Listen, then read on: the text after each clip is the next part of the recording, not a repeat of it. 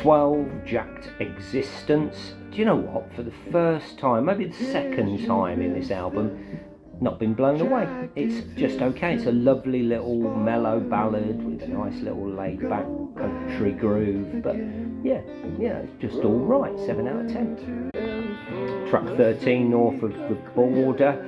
Another laid-back one. Reminds me of Elvis Costello, strangely. It sounds like one of his tunes that he would make.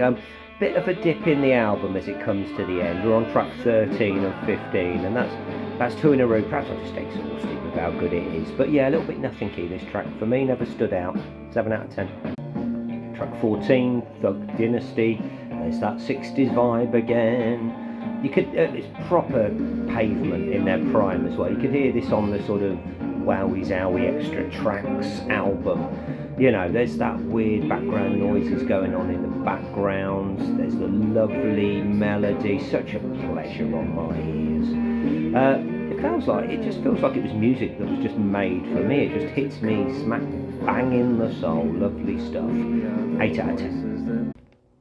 And the 15th and final track even, Gripping the Riptide. Very often the last track on a Pavement album is a bit mellow, a bit laid back. I know this isn't a Pavement album, it's a Hard Quartet album, but it's got that same sort of feel as thank you, goodbye, we know we've been great, enjoy the rest of your evening. And that is what this last track is. It doesn't do too much. There's not a big crescendo at the end. It gets a little bit louder near the end of the track, but a good one, 7 out of 10. But what a journey this album has been. The album review is, you know, I love Pavement.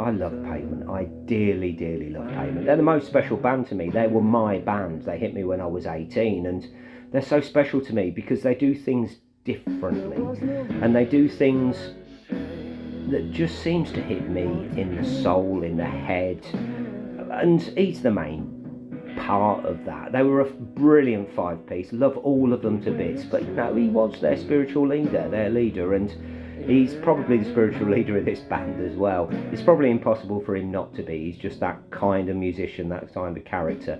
But hats off to the rest of the band because they play a blinder. It's a great listen, and it feels like a Pavement album. It does. I know it's a different bunch of musicians, but it's got that feeling of love, togetherness, great music, and just bloody listen to it, will you? 9 out of 10, and then listen to Wowie Zowie, and then listen to Slightly Enchanted, and then everything by Pavement. Bye. Did I say 9 out of 10? Sorry, I've had a few beers.